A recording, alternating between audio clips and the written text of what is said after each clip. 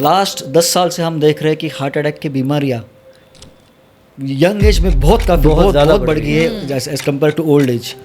इसके बहुत सारे कारण हैं कि डायबिटीज़, ब्लड प्रेशर, स्ट्रेस, ये तो कारण है ही, लेकिन यंगर एज में स्ट्रेस बहुत इंपॉर्टेंट फैक्टर है। स्ट्रेस की वजह से एडिक्शंस, यंगर एज में एडिक्शंस बहुत कॉमन है।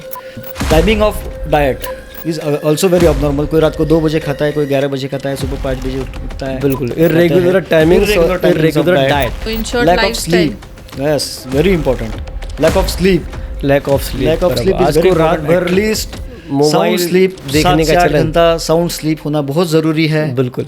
हम बहुत सारे पेशेंट देखते हैं। एक पेशेंट मेरे पास आया था जिसको बहुत कंटिन्यू हेडेक था, उनका बीपी ज़्यादा था, बहुत डॉक्टर के पास जा चुका था। फिर हमने सब डिटेल पूछा, आप क्या करते हो, कब सोते हो, कब उठते हो, तो वो आदमी सिर्फ 3 घंटा सोता था।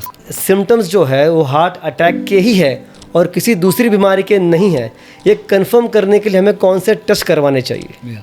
तो अटैक आने के बाद सिम्टम्स आपको है हार्ट अटैक के, सिर्फ एक ही टेस्ट जो ज़रूरी है वो है इलेक्ट्रोकार्डियोग्राम, ECG। मैं तो बोलता हूँ पेशेंट ने इंसिस्ट करना चाहिए, इंसान ने इंसिस्ट करना चाहिए कि मेरा ECG निकालो आप। हाँ। बहुत बार डॉक्टर बोलते हैं ECG की कुछ ज़रूरत नहीं है, हार्ट का तकलीफ नहीं लगता। कोई रिश्तेदार बोलते हैं कि एसिडिटी है, हार्ट का तकलीफ नहीं लगता, फिर भी इंसिस्ट करो कि मेरा ECG ले लो। नहीं, मेरा भतीजा डॉक्टर है, अभी हॉस्पिटल में है, शाम को आएगा, फिर वो देख लेगा। Don't wait for the doctor to come home. तो Disprin will save life, will abort an heart attack. बाद में मेडिकेटेड स्टेंट्स आए, उसमें भी first generation, second generation, third generation आए, जिसमें स्टेंट के ब्लॉकेजेस होने के चांसेस ऑलमोस्ट नील है। एसिडिटी जैसे हो रहा था, हार्ट बर्न हो रहा था, पहले उन्होंने ध्यान नहीं दिया कि चलो एसिडिटी है, मैं कोई एंटासिड ले लेता हूँ, मैं कोई लिक्विड पी लेता हूँ, and they managed it at home. But second day again he had the same symptoms and then he had to go to the doctor. वहाँ जाने के बाद उन्हें पता चला कि it was not acidity and it was related to heart. अगर effectively CPR मिला तो 10 में से 7 लोग कार्डियक अरेस्ट से बच सकते हैं।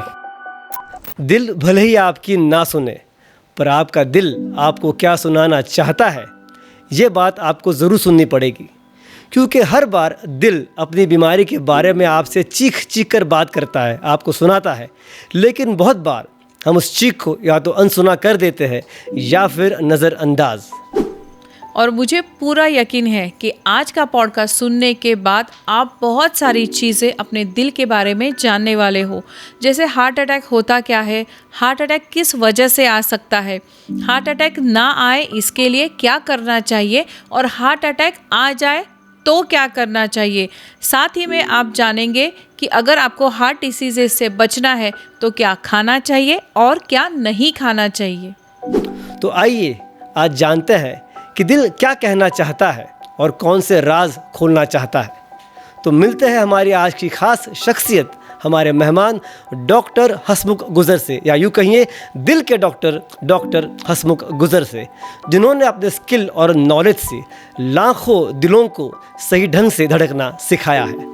तो दिल थाम के बैठिए, क्योंकि आज दिल से दिल की बात होगी, और वो भी बड़ी दिलचस्प अंदाज में। लेकिन इस पॉडकास्ट में खो जाने से पहले हमारे पहले के 2 इम्पॉर्टेंट एपिसोड्स, जैसे टेढ़े मेढ़े दांत with doctor Milind Darda and plastic surgery truths with doctor Giriraj Gandhi, ये 2 एपिसोड्स को देखना बिल्कुल भी ना भूलें। इन दोनों के लिंक्स मैंने डिस्क्रिप्शन में दे दिए हैं। तो चलिए शुरू करते हैं आज के एपिसोड से, but before that don't forget to like, share and subscribe to our channel बातों बातों में एक मुलाकात किसी खास के साथ। तो चलिए शुरू करते हैं। Sit back, relax and enjoy the show.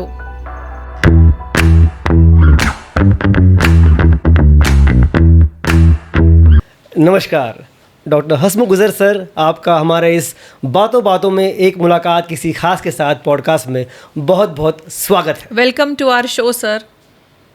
Thank you, नमस्कार। Thanks doctor Mukesh and doctor Rashmi for inviting me. Sir, मेरी बहुत दिन से और बहुत दिली मंशा थी कि आप जैसे बड़े दिल और दिल के बड़े डॉक्टर को पॉडकास्ट के लिए इनवाइट करूं, और आज जाके मेरी वो मंशा, मेरी वो ख्वाहिश पूरी हुई है। आपका फिर से एक बार बहुत बहुत स्वागत है। Thank you. सबसे पहला मेरा सवाल आपसे ये रहेगा कि सर, दिल का स्ट्रक्चर या दिल का ढांचा हमारे शरीर में कैसे होता है और वो कैसे काम करता है? Good question to start with. हर एक इंसान का हार्ट अपने मुट्ठी उतना होता है, वो अपने चेस्ट के लेफ्ट साइड में स्थित होता है और उसका वज़न करीब करीब 1 पाउंड रहता है।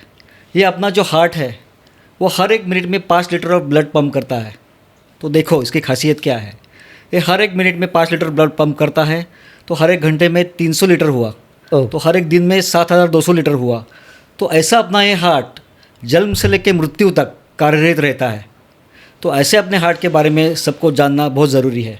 अगर हम हार्ट को खोल के देखें, हार्ट के भीतर जाग के देखें, तो अपने हार्ट में 4 कंपार्टमेंट रहते हैं।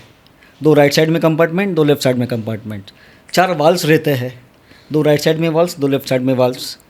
नसें रहती है, पेशियाँ रहती है और हार्ट के ऊपर कवरिंग रहता है जिसको पेरिकार्डियम कहते हैं। जी। अब एक छोटा सा ब्रीफ में बताता हूँ मैं इसके इम्पोर्टेंस क्या है। हार्ट के राइट साइड के जो कंपार्टमेंट रहते हैं वहाँ पूरे शरीर से इम्प्योर ब्लड आता है। वो ब्लड हार्ट में से राइट साइड ऑफ चेम्बर में से लंग्स में जाता है ऑक्सीजनेशन के लिए। लंग्स में से ब्लड लेफ्ट साइड के हार्ट में आता है और वो पूरे बॉडी में पंप होता है। तो यही कार्य है अपने हार्ट का कि पूरे बॉडी को ब्लड सप्लाई दे, पूरे बॉडी को ब्लड पंप करे। तो हार्ट एक ही काम करता है कि ब्लड लो और ब्लड का सप्लाई पूरे बॉडी में फैला। डेफिनेटली जी। और एक इम्पॉर्टेंट बात है, अपने हार्ट पूरे शरीर को ब्लड सप्लाई करता है, लेकिन हार्ट को, अपने हृदय को जो ब्लड सप्लाई करते हैं उनको भी ब्लड सप्लाई की ज़रूरत है। जी बिल्कुल। तो उसको जो ब्लड सप्लाई करता है हार्ट को, उनको कोरोनरी आर्टरीज कहते हैं। ओके। उनको जो धमनियाँ रहती है उनको कोरोनरी आर्टरीज कहते हैं। Okay. जो हम बार बार बात करते हैं कि दिल का दौरा पड़ गया, हार्ट अटैक आ गया, वो एक कोरोनरी आर्टरीज ब्लॉकेज होने की वजह से आते हैं। Oh okay. और जो हम बात करते हैं कि हार्ट अटैक आ गया या दिल का बीमारी है, कि दिल की बीमारी है, वो बीमारी बच्चों में भी हो सकती है, अडल्ट्स में भी हो सकती है, बूढ़े लोगों में भी हो सकती है। लेकिन बच्चों में जो बीमारी होती है उसकी गलतफहमी ये है, लोगों को लगता है कि बच्चों में जो बीमारी होती है उनको अटैक आ गया, उनको दिल का दौरा पड़ गया। नहीं, यूजुअली बच्चों में जो बीमारी होती है उनको कंजेनिटल हार्ट डिजीज़ कहते हैं। अच्छा, जो पैदाइशी बीमारी होती है, बीमारी होती है, कंजेनिटल जैसे हार्ट कि डिजीज। हार्ट में छेद है, हार्ट के वॉल्स में चोकअप है, हार्ट के वॉल्स कम काम कर रहे हैं, ऐसे बीमारी रहती है। और जो हार्ट के कनेक्शंस है, आर्टरीज के कनेक्शंस है, उसमें क्रिस क्रॉस कनेक्शंस होता है, गलत कनेक्शंस होते हैं। ये सब हार्ट की बीमारी बच्चों में होती है। जो हम एडल्ट्स में या बुजुर्ग आदमी में जो देखते हैं वो यूजुअली हार्ट अटैक की बीमारियाँ, कोरोनरी आर्टरीज की बीमारियाँ होती है। बराबर। ओके सर, आप अभी अब बात कर रहे थे हार्ट अटैक के बारे में, जैसे कि अगर आर्टरीज का सप्लाई डिस्टर्ब हो जाता है तो आपने कहा कि हार्ट अटैक होता है। बट क्या आप हमारे दर्शकों को बताएंगे कि एग्जैक्टली हार्ट अटैक होता कैसे है और उसके सिम्टम्स क्या होते हैं जो सभी को पता होने चाहिए? ये बहुत ही ज़रूरी क्वेश्चन है, बहुत ही इंपॉर्टेंट क्वेश्चन है, बहुत ही गलतफहमी है, इसको लेकर हम वो आज सॉल्व करेंगे। यूजुअली मैंने जैसे कहा, अपने हार्ट लेफ्ट साइड में रहता है, अपने हार्ट के 3 धमनियाँ रहती है, आर्टरीज रहती है, उनको करोनरी आर्टरीज ऐसा बोलते हैं। करोनरी मतलब हार्ट, आर्टरीज मतलब आर्टरीज, धमनियाँ। तो जो हार्ट है लेफ्ट साइड में, उसमें आगे वाली जो आर्टरी रहती है उसको लेफ्ट एंट्री डिसेंडिंग आर्टरी कहते हैं, जो पीछे वाली रहती है उसको सर्कमफ्लेक्स कहते हैं, और जो राइट साइड में रहती है उसको राइट करोनरी आर्टरी कहते हैं। तो हार्ट अटैक मतलब क्या है? दिल का दौरा मतलब हार्ट अटैक, उसको मेडिकल टर्म में मायोकार्डियल इन्फार्क्शन कहते हैं। मायोकार्डियल इन्फार्क्शन यानी हार्ट अटैक। बहुत बड़ी चीज़ है, बड़ा नाम है, बहुत ही है, लोग उससे डरते हैं और डरना भी चाहिए। किसी कारण की वजह से जब यह करोनरी आर्टरीज में ब्लॉकेजेस निर्माण होते हैं, किसी भी कारण की वजह से ब्लॉकेजेस निर्माण हो सकते हैं, तो उसकी वजह से क्या होता है कि हार्ट के जो नस है, पेशियाँ रहती है, उनको ब्लड सप्लाई कम मिलता है, ऑक्सीजन कम मिलता है, और उसके कारण हार्ट अटैक आता है। और उसके सिम्टम्स के बारे में अगर हम बात करें तो ऐसे क्या सिम्टम्स हमें देखने चाहिए और किसी को पता होना चाहिए, बेसिक हर एक लेमैन को? वही सिम्टम्स के पहले मैं और बताना चाहता हूँ, जो हार्ट अटैक होता है वो हार्ट अटैक मतलब हार्ट अटैक ही होता है। लोग पूछते हैं वो माइनर अटैक है या मेजर अटैक है। नहीं, heart attack is heart attack. वो सब जानना चाहिए। Heart attack has to be taken very seriously. तो जो अपने आर्टरीज होते हैं, जो आगे की आर्टरी है लेफ्ट एंट्री डिसेंडिंग, या पीछे की आर्टरी सर्कमफ्लेक्स या राइट साइड की आर्टरी है, ये आर्टरीज में कौन से भी लेवल पे, किसी भी लेवल पे ब्लॉकेजेस हो सकता है और अटैक आ सकता है, ये हमको मालूम चाहिए। जितना प्रॉक्सिमल ब्लॉक है उतना हार्ट अटैक सीवियर रहता है, उतना पेशेंट ख़राब होने के चांसेस या सीरियस होने के चांसेस ज़्यादा रहते हैं। तो ये हार्ट अटैक से जो होता है, हार्ट का ब्लड सप्लाई रुक जाता है और हार्ट की कोई भी दीवार जो होती है उसके ऊपर असर हो जाता है और वो काम करना कम कर देता है जी। और पेशेंट को फिर हार्ट अटैक के लक्षण आते हैं। जी। अभी मैडम का जो सवाल मैडम ने पूछा है कि उसके लक्षण क्या है, सिम्टम्स क्या है, तो जो पहला लक्षण है वो बहुत ज़रूरी है, बहुत इंपॉर्टेंट लक्षण है, वो मिस नहीं होना चाहिए, चेस्ट पेन या छाती में दर्द होना। ये बहुत इंपॉर्टेंट लक्षण है। इसी लक्षण की वजह से पेशेंट डॉक्टर के पास आता है कि मुझे चेस्ट पेन हो रहा है, मुझे छाती में दर्द हो रहा है, 2 दिन से दर्द हो रहा है, 1 घंटे से दर्द हो रहा है, 2 घंटे से दर्द हो रहा है। तो चेस्ट पेन कैसा रहता है? यूजुअली हार्ट अटैक में चेस्ट पेन लेफ्ट साइड में रहता है, हार्ट लेफ्ट साइड में रहता है, तो mostly chest pain left side में रहता है, चेस्ट के या सेंटर में रहता है चेस्ट पेन। और ऐसा चेस्ट पेन होता है जैसे पहले कभी ज़िंदगी में नहीं हुआ हो, जैसे आपको किसी ने छाती में आपके कंजर खुपा हो, ऐसा चेस्ट पेन होता है, तलवार खुपी हो, ऐसा चेस्ट पेन होता है। वो चेस्ट पेन दोनों कंधों में रेडिएट हो सकता है, दोनों हाथ के इनर साइड में रेडिएट हो सकता है, जॉ में रेडिएट हो सकता है, या बैक में फैल सकता है, रेडिएट हो सकता है। अगर ऐसा चेस्ट पेन है तो डेफिनेटली किसी इंसान ने डॉक्टर के पास इमीडिएटली जाना चाहिए और आगे की ट्रीटमेंट लेनी चाहिए। इन बहुत सारे पेशेंट में ये जो टिपिकल सिम्टम है चेस्ट पेन का वो नहीं होता। बहुत सारे पेशेंट में कभी कभी पेशेंट को सिर्फ हेवीनेस लगता है, छाती पूरा भर के आया है, या बहुत पसीना आ गया, ऐसे पसीना पहले कभी नहीं आया था, या बर्निंग हो रहा है, छाती में बर्निंग हो रहा है, एसिडिटी से सिम्टम्स हो रहे हैं। वो बहुत इंपॉर्टेंट है, ये सिम्टम्स जानना बहुत इंपॉर्टेंट है। अच्छा, बिल्कुल। तो सर हार्ट अटैक के सिम्टम्स के बारे में आपने जो बताया वो तो इम्पॉर्टेंट है ही, लेकिन उसके पहले थोड़ा सा अगर बात करें तो ऐसे कौन से फैक्टर्स हैं जो हार्ट डिसीजेस या हार्ट अटैक को इंक्रीज़ करते हैं और जो लोगों को जानना बहुत ज़रूरी है? गुड। बेसिकली हम जो ये रिस्क फैक्टर्स बोलते हैं, उसको क्या बोलते हैं? इसको हम रिस्क फैक्टर्स कहते हैं। रिस्क फैक्टर्स जानना बहुत ज़रूरी है। उसमें 2 प्रकार के रिस्क फैक्टर्स है। एक तो हेरिडिटरी रिस्क फैक्टर्स या नॉन मॉडिफाइबल रिस्क फैक्टर्स बोलते हैं, जिसमें हम उसको चेंज नहीं कर सकते। फॉर एग्जाम्पल एज, जैसा एज बढ़ते जाता है वो एज को हम चेंज नहीं कर सकते, जैसा एज बढ़ते जाता है वैसे हार्ट अटैक के चांसेस बढ़ जाते हैं। हेरिडिटरी, बहुत सारे पेशेंट्स बोलते हैं कि हमको डायबिटीज़ नहीं है, बीपी नहीं है, फिर भी हमको अटैक क्यों आया है, हमको हार्ट का तकलीफ क्यों हुआ है। तो hereditary factor plays an important role in such cases. If father and mother, both parents are having diabetes or blood pressure, the chances of having that in the sibling is very high, almost 50%. तो ये बहुत important चीज़ है। Culture, अपने India में बहुत सारे अलग अलग कल्चर्स हैं। नॉर्थ में अलग कल्चर है, गुजरात में अलग कल्चर है, साउथ में अलग कल्चर है। Culture also plays an very important role. And sex, the chances of heart attack, the chances of जो हार्ट की बीमारी है, दिल की बीमारी है, वो कहा जाता था कि मेल्स में ज़्यादा होती है फीमेल्स की वजह से, because of stress factor and other factors, और फीमेल्स में थोड़ा प्रोटेक्टिव होता है बिकॉज ऑफ हार्मोनल फैक्टर। बराबर। तो ये जो गैप है वो अभी कम होते जा रहा है। फीमेल्स में भी हम उतनी ही सिवियरिटी के साथ हार्ट सिम्टम्स देखते हैं, हार्ट अटैक देखते हैं, जितना मेल्स में देखते हैं। तो ये जो फैक्टर है नॉन मॉडिफाइबल रिस्क फैक्टर्स, उसको हम चेंज नहीं कर सकते। लेकिन हमारे हाथ में क्या है, जो मॉडिफाइबल रिस्क फैक्टर्स है जिसको हम चेंज कर सकते हैं। जैसे कि diabetes mellitus, we can control that, हम उसको दवाई लेके कंट्रोल कर सकते हैं। ब्लड प्रेशर हम कंट्रोल कर सकते हैं। स्ट्रेस मैनेजमेंट एक इम्पॉर्टेंट चीज़ है। आजकल सभी चीज़ें स्ट्रेस से रिलेटेड है। स्ट्रेस आपके फैमिली लाइफ में स्ट्रेस हो सकता है, वर्क प्लेस में स्ट्रेस हो सकता है, आपको अगर कोई चीज़ पसंद नहीं और आप वो चीज़ कर रहे हैं उसमें स्ट्रेस हो सकता है। तो stress is one of the important factor that you know how should you able to control it. जी बिल्कुल बिल्कुल। बाद में एडिक्शंस है, स्मोकिंग है, टोबैको है, अल्कोहल है, ये addictions very important in nowadays. सारे रिस्क फैक्टर्स ये है, मॉडिफाइबल और नॉन मॉडिफाइबल रिस्क फैक्टर। जो मॉडिफाइबल है उसको हम कंट्रोल कर सकते हैं, हम मॉडिफाई कर सकते हैं उसको, ताकि हमारा हार्ट डिजीज़ का इंसिडेंस कम हो जाए। जिसमें मैंने बताया जैसे कि डायबिटीज़ है, ब्लड प्रेशर है, स्ट्रेस है, एडिक्शंस है, ये सब हमारे हाथ में है कि हमें कंट्रोल करना है, नहीं करना। डेफिनेटली। सर एक ज़माना था जब सिर्फ बुज़ुर्गों में ये बीमारी पाई जाती थी, हार्ट अटैक की बीमारी या दिल की बीमारी, पर आजकल सीन ऐसा है कि यंग बच्चों में भी या यंग लोगों में भी ये बीमारी या हार्ट के इश्यूज़ काफ़ी सारे देखने को मिलते हैं। इसकी वजह क्या हो सकती है? Definitely this is very true. Last 10 साल से हम देख रहे हैं कि हार्ट अटैक की बीमारियाँ यंग एज में बहुत बढ़ गई है as compare to old age. इसके बहुत सारे कारण हैं, जैसे कि मैंने बताया कि डायबिटीज़, ब्लड प्रेशर, स्ट्रेस, ये तो कारण है ही, लेकिन यंगर एज में स्ट्रेस बहुत इंपॉर्टेंट फैक्टर है। स्ट्रेस की वजह से एडिक्शंस, यंगर एज में एडिक्शंस बहुत कॉमन है एडिक्शंस। नाउ स्मोकिंग, टोबैको का ज़्यादा चलन है आजकल।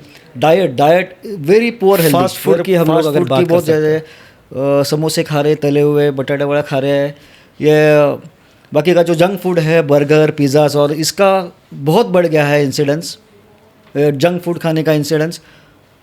Timing of diet is also very abnormal। कोई रात को 2 बजे खाता है, कोई 11 बजे खाता है, सुबह 5 बजे उठता है। बिल्कुल, irregular timings और irregular diet इम्पोर्टेंट है। So in short, lack of lifestyle. Sleep, yes, very important.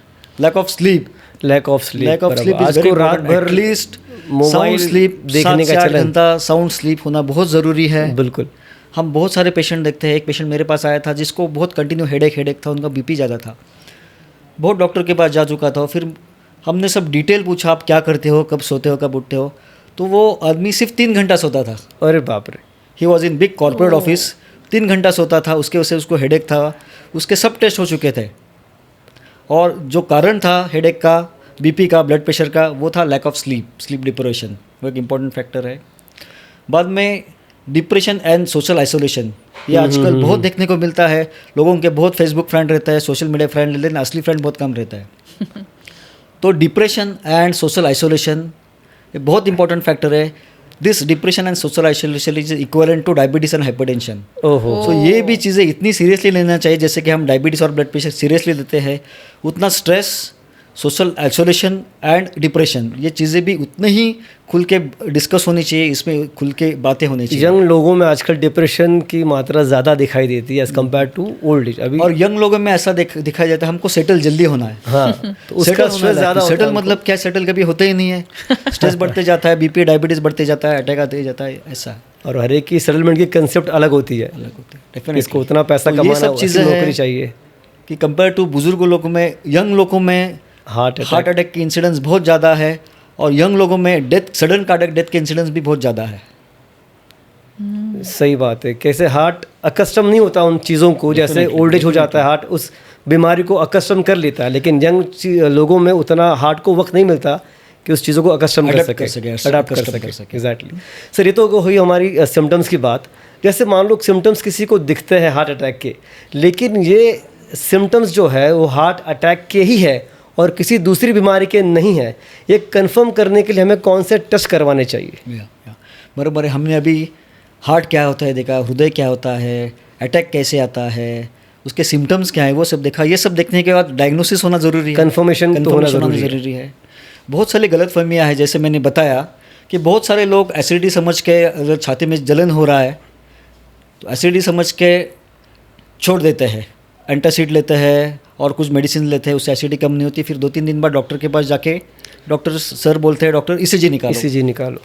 तो अटैक आने के बाद सिम्टम्स आपको है हार्ट अटैक के, सिर्फ एक ही टेस्ट जो ज़रूरी है वो है इलेक्ट्रोकार्डियोग्राम, ईसीजी। ईसीजी, जी। ईसीजी में 95 to 99% ऑफ टाइम हम अटैक डायग्नोस कर सकते हैं। ईसीजी और लक्षण के ऊपर से हम 95 to 99% ऑफ टाइम, में वापस दोहरा रहा हूँ, 95 to 99 टाइम हम परसेंटेज ऑफ टाइम हम अटैक को डायग्नोस कर सकते हैं। उसके लिए बहुत बड़ी मशीनरी की ज़रूरत है या कुछ इन्वेस्टिगेशन की ज़रूरत है, ऐसा कुछ नहीं है। तो ये बहुत ज़रूरी है कि किसी भी आदमी को, किसी भी इंसान को अगर कुछ अलग सिम्टम्स लगे, हेवीनेस हो रहा है चेस्ट में, या बर्निंग हो रहा है, बर्निंग कम नहीं हो रहा है, या और कुछ अलग सिम्टम्स है, सिर्फ अपने फैमिली डॉक्टर के पास जाके एक इलेक्ट्रोकार्डियोग्राम निकालो, आपको हार्ट का तकलीफ है क्या नहीं है, 99% 100% पता चलेगा। जी। अगर रेयरली कभी कभी ईसीजी में, इलेक्ट्रोकार्डियोग्राम में चेंजेस बहुत कम आते हैं या बहुत नेग्लिजिबल चेंजेस लेते हैं, लेकिन लक्षण सब हार्ट अटैक के हैं, तो उसमें आगे के 2 टेस्ट ज़रूरी है। वो 2D को कलर डॉपलर टेस्ट, और एक जो ब्लड टेस्ट है अटैक के बाद करते हैं वो ट्रोपोनिन टेस्ट।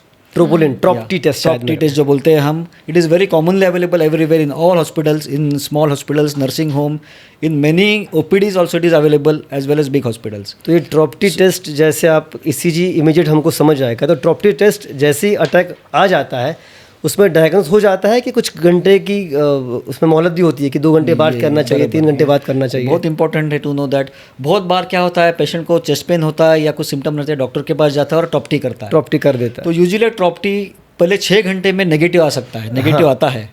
तो यूजुअली अगर 5-6 घंटे हुए रहते हैं, 10-12 घंटे हुए रहते हैं, और माइनर अटैक है जो ईसीजी में नहीं दिख रहा है, तो उस टाइम ट्रॉप्टी टेस्ट कर लो। ट्रॉप्टी टेस्ट आपका 6 घंटे के बाद पॉजिटिव आएगा और आपको हार्ट अटैक है क्या नहीं, उस पर हम डायग्नोसिस डायग्नोस कर कर सकते सकते तो हैं। ये 3 इम्पोर्टेंट टेस्ट है, जैसे ECG, 2D echo and trop T. Trop T हैं। टेस्ट, डेफिनेटली ये डेफिनेटली तीनों सबको पता होने चाहिए। डेफिनेटली क्योंकि हो सकता है कभी कभी ECG नॉर्मल दिख जाए, लेकिन 4 घंटे के बाद ट्रॉप्टी करने के बाद वो कंफर्मेशन हो जाएगा कि ECG अगर नॉर्मल भी है, लेकिन फिर भी इसको हार्ट अटैक हम लोग कह सकते हैं। बहुत बार मैं तो बोलता हूँ पेशेंट ने इंसिस्ट करना चाहिए, इंसान ने इंसिस्ट करना चाहिए कि मेरा ECG निकालो आप। हाँ, बहुत बार डॉक्टर बोलते हैं ECG की ज़रूरत नहीं है, हार्ट का तकलीफ नहीं लगता, या कोई Acidity। रिश्तेदार बोलते हैं कि एसिडिटी है, हार्ट का हाँ। तकलीफ नहीं लगता, फिर भी इंसिस्ट करो कि मेरा ECG ले लो Yes। और सही- blood test सही करो। बात है, बहुत सही बात ज़रूरी है। अभी हमने हार्ट का स्ट्रक्चर देख लिया और जो सिम्टम्स वगैरह उसके बारे में बात कर ली, कौन से टेस्ट करवाने हैं उसके बारे में बात कर ली। तो अब हम बात करेंगे कि ये सब हो गया, इंसान को हार्ट अटैक आ गया है, वो डिस्ट्रेस में है, अब इसके लिए हमारे पास ट्रीटमेंट ऑप्शंस कौन से हैं, ये हम जानेंगे आपसे। बरोबर। देखो अभी जैसे आपने बोला हमने डायग्नोस कर लिया हार्ट अटैक, अभी 2-3 सिनारियोज़ है। एक तो हार्ट अटैक कहीं भी आ सकता है, आप घर पे हो, बाहर हो, ऑफिस में हो, ट्रैवलिंग कर रहे हो, या डॉक्टर के ओपीडी में, हॉस्पिटल में हो, कहीं भी अटैक आ सकता कहीं है। भी आ सकता है, सही। तो अगर घर पे अटैक आया तो क्या करना है? अपने घर पे अगर अटैक किसको आया तो पहले call for help, okay, call for help, call for other persons. घर में कोई है तो उसको फ़ोन करो, या घर पे कोई है तो उसको बुलाओ, या दोस्तों को फ़ोन करो, या एम्बुलेंस को बुलाओ। ऐसा है। नहीं मेरा भतीजा डॉक्टर है, अभी हॉस्पिटल में है, शाम को आएगा, फिर वो देख लेगा। Don't wait for the doctor to come home. बराबर। नहीं मेरा लड़का है, अभी बाहर गया, 2 घंटे में आएगा। Don't wait for the doctor to come home. जितने जल्दी हो सके उतने जल्दी आप नज़दीक के हॉस्पिटल में जाओ, जितने जल्दी हो सके नज़दीक के हॉस्पिटल में, नज़दीक के डिस्पेंसरी में जाओ। अगर घर पे आपके डिस्प्रिन का गोली है, डिस्प्रिन का टैबलेट है, तो Disprin will save life, will abort an heart attack. Okay, so Disprin का गोली है तो डिस्प्रिन चबा के खाओ, या उसको वो पानी में डाल के पानी पी लो। अच्छा, अगर आपको लगता है कि आप हार्ट अटैक के सिम्टम से गुजर रहे हो तो Disprin is the best drug of choice initially definitely to start with. Definitely अगर घर पे है तो डिस्प्रिन ले लो। अगर किसी क्लिनिक पे गए हो, आप छाती में दर्द हो रहा है आपके, और क्लिनिक पे गए हो, ओपीडी में गए हो, तो वहाँ डॉक्टर के पास ये जो इमरजेंसी मेडिसिन है, जो ब्लड थिनर मेडिसिन है, डिस्प्रिन, क्लोपिडोग्रिल और ब्लिंटा, ये जो मेडिसिन है वो होनी ज़रूरी है। उससे हम पेशेंट की जान बचा सकते हैं। ये और अगर पेशेंट कहीं बड़े हॉस्पिटल में गया हो, छोटे हॉस्पिटल में गया हो, बड़े हॉस्पिटल में गया हो, जहाँ कैथलैब की फैसिलिटी है, छोटे हॉस्पिटल में कैथलैब की फैसिलिटी नहीं है, नहीं होती। तो अगर पेशेंट कोई नर्सिंग होम में गया हो जहाँ कैथलैब की फैसिलिटी नहीं है, तो ये प्राइमरी ट्रीटमेंट देने के बाद, अटैक आने के बाद 2 प्रकार के ट्रीटमेंट रहते हैं। एक तो हम उसको दवाई दे के, फाइब्रोलाइटिक दवाई बोलते हैं उसको, या थ्रोम्बोलाइटिक दवाई बोलते हैं, उसको दे के वो क्लॉट को डिसॉल्व करके, थ्रोम्बोलाइटिक दवाई जो आपके खून की गुठली को पिघालने का काम करती है। बराबर एकदम बराबर। तो ये दवाई दे के हम पेशेंट को स्टेबल कर सकते हैं। पेशेंट को स्टेबल करने के बाद हम डे 2 आफ्टर 24 आवर्स या बाद में एंजियोग्राफी करके हम देख सकते हैं कि जो अटैक आया था, जो ब्लॉकेज था, वो पूरा निकल गया है या और कुछ ब्लॉक बाकी है, आगे कुछ करने की ज़रूरत है क्या। या अगर पेशेंट एक नर्सिंग होम में गया जहाँ कैथलैब की फैसिलिटी नहीं है। कैथलैब के बारे में आपने जानना चाहूँगा आपसे कि कैथलैब एग्जैक्टली होती क्या और उसमें आप लोग क्या करते हैं? कैथलैब क्या चीज़ है? कैथलैब बहुत इम्पोर्टेंट फैसिलिटी है, बहुत कैथलैब ये बहुत इंपॉर्टेंट फैसिलिटी है जहाँ हम एंजियोग्राफी करके देखते हैं कि पेशेंट को ब्लॉकेज है या नहीं है। जैसे सीटी स्कैन का मशीन रहता है, जैसे modified x ray CT scan machine है, जैसा एमआरआई का मशीन रहता है, वैसे ही कैथलैब का मशीन है जहाँ पे हम हार्ट के या पूरे बॉडी के ब्लड वेसल्स देख सकते हैं, एक्चुअल में देख सकते हैं, और किधर भी ब्लॉकेज है उसको हम निकाल सकते हैं। जी। वही अगर पेशेंट, अटैक का पेशेंट बड़े हॉस्पिटल में पहुंचा है जहाँ कैथलैब की फैसिलिटी है, तो पेशेंट को हम ऑप्शन देते हैं, पेशेंट को डायरेक्टली एंजियोग्राफी को लेके हम कंफर्म करते हैं कि पेशेंट को अटैक है ब्लॉकेज के ज़रिए। अगर ब्लॉकेज है तो उसको हम एंजियोप्लास्टी करके निकाल देते हैं। ओके, तो पहले एंजियोग्राफी करनी पड़ती है, उसके बाद एंजियोप्लास्टी करनी पड़ती है, उसको बोलते हैं primary angioplasty in myocardial infarction. Okay, that is the best treatment available in the world. और अगर वो फैसिलिटी है तो मेरे ख्याल से किसी भी इंसान को अटैक आ जाए तो वो फैसिलिटी उसने डेफिनेटली अडॉप्ट करना चाहिए, मांगना चाहिए, लेकिन उसे टाइम पे पहुंचना चाहिए हॉस्पिटल में, बिना किसी के राह देखे। डेफिनेटली उसने टाइम पे पहुंचना चाहिए, और जो डॉक्टर बता रहे हैं उनका सुनना चाहिए। कम्युनिकेशन बहुत इंपॉर्टेंट है इसमें, न पैनिक होके उनको सुनना चाहिए कि डॉक्टर क्या बता रहा है और लाइफ सेविंग क्या है। हाँ, वो इम्पोर्टेंट है, सबसे ज़्यादा इम्पोर्टेंट। सर जैसे कैथलैब तो हो गया, लेकिन और भी कोई रिसेंट एडवांसेस है इस फील्ड में तो पेशेंट के लिए हेल्पफुल हो? डेफिनेटली कैसा है, हम ये medical field is ongoing process. It and definitely रोज़ नए नए ड्रग्स आते हैं, नए नए एडवांसेस होते हैं ये मेडिकल फील्ड में। तो हम अगर कार्डियोलॉजी की बात करें तो इसमें गए 20 साल में इतने सारे एडवांसेस हुए हैं। एडवांसेस हम मेडिसिन में भी एडवांसेस हुए हैं, एंजियोप्लास्टी के टेक्निक्स में और स्टेंट में भी एडवांसेस हुए हैं, और कार्डियक सर्जरी में भी एडवांसेस हुए हैं। अगर हम मेडिसिन की बात करें तो नए नए मेडिसिन जो ब्लड थिनर मेडिसिन है, अभी जो लेटेस्ट मेडिसिन है जो उसको टिकाग्लोर कहते हैं, उससे हम जो स्टेंट डालते थे तो स्टेंट में वापस ब्लॉकेज होने के चांसेस जो 5 to 10% होते हैं, या अभी नवे दवाई से ये ब्लॉकेजेस ऑलमोस्ट नील हो गए हैं। एंजियोप्लास्टी के बाद वापस जो ब्लॉकेजेस होते थे स्टेंट में, ये जो नए दवाई उससे ऑलमोस्ट नील हो गए हैं। तो एक एंजियोप्लास्टी के बाद कितने साल तक आप उस इंसान को सेफ समझ सकते हैं? कितनी चलती है एंजियोप्लास्टी, ऐसे मेरा कहना है। एंजियोप्लास्टी के बाद अगर इंसान पूरी तरह मॉडरेशन में रहे, पूरी तरह कंट्रोल में रहे, उसका डायबिटीज़ कंट्रोल में है, ब्लड प्रेशर कंट्रोल में है, उसका कोलेस्ट्रॉल कंट्रोल में है, तो डेफिनेटली एंजियोप्लास्टी जो है वो लाइफ लॉन्ग चलेगी। डेफिनेटली लाइफ लॉन्ग चलेगी, ऐसा है। अगर हम बात करें स्टेंट्स के बारे में बात करें तो 30 साल 40 साल पहले सिर्फ हम बलून से ओपन करते थे, बलून एंजियोप्लास्टी करते थे। लेकिन बलून एंजियोप्लास्टी का प्रॉब्लम क्या था, 50% ऑफ पेशेंट में वापस ब्लॉक होते थे। फिर बाद में बेयर मेटल स्टेंट्स आए, नॉन मेडिकेटेड स्टेंट्स आए, जिसमें ब्लॉकेज के चांसेस 10 to 20% हो गए थे। बाद में मेडिकेटेड स्टेंट्स आए, उसमें भी first generation, second generation, third generation आए, जिसमें स्टेंट के ब्लॉकेजेस होने के चांसेस ऑलमोस्ट नील है। तो ये सारे बहुत एडवांसेस आ गए हैं। हम अगर कोलेस्ट्रॉल की बात करें तो जो बैड कोलेस्ट्रॉल है, LDL कोलेस्ट्रॉल, वो बहुत महत्वपूर्ण रखता है हमारे कार्डियक और वैस्कुलर सिस्टम में। तो ये कोलेस्ट्रॉल कम करने के लिए जो दवाई है, तो दवाई हम गए 20-30 साल से देते आ रहे हैं, उसमें भी नए नए दवाई आ रहे हैं। अभी नए नए इंजेक्शन्स आ रहे हैं, जो इंजेक्शन्स हम एवरी 3 months या 6 months देख सके। उसमें LDL का लेवल जो नॉर्मली हमको एंजियोप्लास्टी के बाद 55 चाहिए, वो यूजुअली अचीव होता है। We have seen patients having this LDL level of 10, 20, LDL level of 1 also. So इतने एडवांसेस हो चुके हैं दवाई में कि ये नया दवाई अभी हम यूज़ कर रहे हैं, कर सकते हैं टू प्रिवेंट हार्ट अटैक। बाद में अगर इंटरवेंशन की बात करें तो पहले जो वाल्व अपने एज में ख़राब होते थे, तो वाल्व चेंज करने के लिए सर्जरी करना पड़ता था, वाल्व रिप्लेसमेंट सर्जरी करना पड़ता था, ओपन हार्ट सर्जरी करना पड़ता था। जी बिल्कुल। अभी ये हम जैसे एंजियोप्लास्टी करते हैं, पैर से एंजियोग्राफी करते हैं, अब ये वाल्व रिप्लेसमेंट वैसे भी हम पैर से कर सकते हैं। ओह, बिना ओपन हार्ट सर्जरी हम आजकल वाल्व रिप्लेसमेंट पैर से कर सकते हैं, पैर की नस से कर सकते हैं बिना ओपन हार्ट सर्जरी किए हुए।